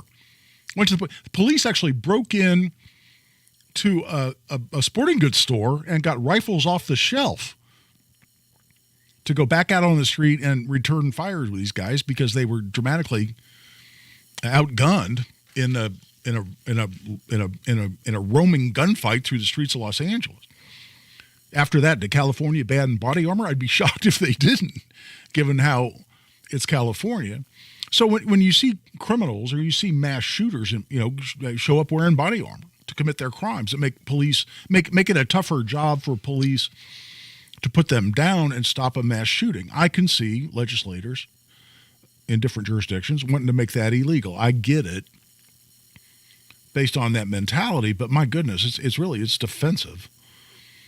And if you're just worried about protecting yourself or protecting your loved ones, you want to send your kid to school, and you see these being marketed now, where backpacks can have some armor in them. So where your backpack can be used essentially as a shield. Or if you're wearing it either in front or back. I've seen backpacks that they actually separate. You can have part of it over your front, part of it over your back. It essentially turns into a plate. Now, again, none of us have a very pleasant thought about our kids wearing these or having a need to wear them, but they're purely protective. Should we make that illegal? Certainly not in my mind. I mean, my mind is more government regulation is always bad. And by the way, if you outlaw body armor, who's going to have body armor? Just the outlaws. It's the same argument for guns. Are all the bad guys? If you're a psychopath planning a mass shooting, you're going to go, oops, body armor's illegal now. I better go turn mine in. Of course not. But it's a really interesting question that Adam raises, though. How do I feel about it in terms of constitutionality? It's a real question in my mind whether it would be found to be an arm If it's an arm at all, is it commonly used for lawful purposes? I don't know. I train with an awful lot of guys. We show up for a rifle class. A lot of guys are wearing plate carriers. They want to take that course and train with something they may use. I have some. Hangs on the door of my safe, my gun safe I have in my office. You know, it's all ready to go. It's got mags inserted in the plate carrier. I like having it. Do I think Al-Qaeda is going to attack downtown Carmel anytime soon? I need to throw in my plate carrier and go do battle with roaming terrorists in the streets of Carmel? No, I don't really think that's going to happen. But I kind of look at it like a firearm, which is better to have it and not need it than need it and not have it. So I don't know, but the question, is it an arm at all? I could see losing on that argument, and I could also see losing that it's commonly used for lawful purpose. Clearly, a lot of people have it. But I don't know that you could say it's as common, certainly not as common as handguns, right? That's what was found to be protected in Heller. Not as common as semi-automatic rifles with detachable magazines, or what the gun control proponents would call an assault weapon. So I think that's a tough one, Adam. And if that one goes up and is appealed, I could see losing either on the argument that it's not an arm at all, or on the argument that it's kind of not commonly used for lawful purposes. But interesting question. I'll tell you what, we've gone a little past the 3/4 hour. We come back. Kelly and Avon, our pal, has called in and wants to talk about a couple different issues. That's what we will go into here in a brief segment when we come back to wrap up the Gun Guy Show. This is Guy Relford on the Gun Guy Show on 93 WIBC. Kendall and Casey. Indiana's last call, by the way, 3 a.m. Why is there even a time for call? If you want to drink, as long as you want to drink. Don't have to go home, but you can't stay And you here. would say, but where are you supposed to go, Casey? Home. But you can't. Go home. I'm not trying to indict myself here, but there are many times where you got to go. Where am I supposed to go? I can't drive home. Kendall and Casey, weekdays 9 till noon on 93 WIBC and WIBC.com. Guy Relford for Tactical Firearms Training. Our next Essentials of Indiana Gun Law class is coming up Thursday evening, May 11th. We'd love to see you there. It's from 5 p.m. to 9:30 p.m. So 4.5 hours, the most important legal information you need as an Indiana gun owner. This one's going to be on a Thursday evening there at Indy Arms. They've got a nice, big, comfortable classroom. We teach that in. It's a great place to shop for firearms, show up early, hit the range, shop for firearms, ammunition, or accessories with my buddies there at Indy Arms. But it's $50 for an individual for the course, $95 for couples. We'd love to see you there. Go to tactical-firearms.com. Just click on upcoming courses at tactical-firearms.com. 1 in 6 seniors faces the threat of hunger, and millions more live in isolation. Drop off a hot meal and say a quick hello. Volunteer for Meals on Wheels by donating your lunch break at americaletsdolunch.org. This message brought to you by Meals on Wheels America and the Ad Council. Spring is a key time frame for selling homes in Indianapolis. Now is the time to hire the agent that has the proven marketing plan to maximize the price of your home fast. Now is the time to hire the agent I recommend, Mark Dietl. Maybe you want to maximize your equity now while you still can. Mark Dietl guarantees your home sold at an agreed upon price and deadline, or he will buy it. Listen to what Melissa and Leonard in Mooresville had to say about working with Mark Dietl. We needed to move out of the state for a job change and needed to sell quickly. We heard about Mark Dietl on the radio, and everything Mark claims is true. Our home sold in 25 days for cash at the price we needed, but we're afraid we wouldn't get. Hire Mark Dietl. Call the agent I trust and recommend for the details. Mark Dietl guarantees your home sold or he'll buy it. Call Mark Dietl at 317-755-4232 or go online to markdietl.com. That's Mark, DIETEL.com. My name is Leroy Lewis III, and I'm a proud supporter of my wife, Maggie A. Lewis, who leads our family with a gentle heart and our community as a servant leader. Since becoming a member of the City County Council, I have watched her wake up every day before the sun rises, responding to emails and text messages from colleagues and constituents while looking out for the best interests of our son, Leroy Lewis IV, including driving him to school each and every day since he started kindergarten. We call our family Team Lewis, but Maggie believes all those she serves are members of Team Lewis as well. Her passion for helping others is why on May 2nd, Election Day, we need to re-elect Majority Leader Maggie Lewis to our City County Council. She's a leader who is prepared, experienced, and dedicated, and not to mention a great wife and awesome mom. Hi, I'm Maggie Lewis. Your vote does make a difference. So let us hear from you on May 2nd. Paid for and authorized by Maggie Lewis Campaign. Peter O'Coffer, Treasurer. Chapters of this story take a whole month to tell. This is May. It starts with twists and turns on the IMS road course for the GMR Grand Prix. Then PPG presents Armed Forces Indy 500 qualifying and the Firestone Fast 6 shootout. May continues with Indy's biggest party, Miller Lite Car Day. And all roads lead to the 107th running of the Indianapolis 500 presented by Gamebridge. This is where heroes become legends and legends become legendary. This is May. Buy now and save. Get tickets at IMS.com. If a natural disaster comes knocking, how prepared is your family? You can't just close the door on earthquakes, floods, or hurricanes and hope they go away. That's why it's important to make a plan now. Ready.gov/plan has the tools and tips you need to prepare your family for an emergency. So if disaster shows up at your doorstep, you'll be ready. Visit ready.gov/plan and make a plan today. Brought to you by FEMA and the Ad Council. The latest local news, commentary from Tony Katz, Kendall and Casey, Hammer and Nigel, podcasts. Listen to the station live, whenever, wherever, online at WIBC.com.